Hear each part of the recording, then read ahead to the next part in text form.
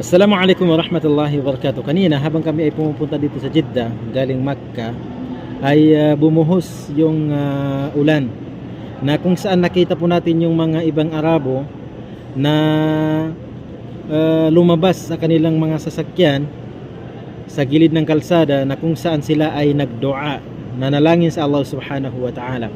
So ito ba ay talagang gawain ng mga Muslim? So mga kapatid, sa pananampalatayang Islam, isang hadith po na fima sahahu Albani wa Abu Dawud na kung saan sinabi ng Propeta Muhammad sallallahu alaihi wasallam na kung saan dalawang sitwasyon na katanggap-tanggap ang panalangin, dua sa Allah subhanahu wa ta'ala. Una doon ay ang ad-dua inda nida, na kung saan sinabi ng mga ulama, ito yung kapag narinig mo yung adhan. So yung adhan inda salat.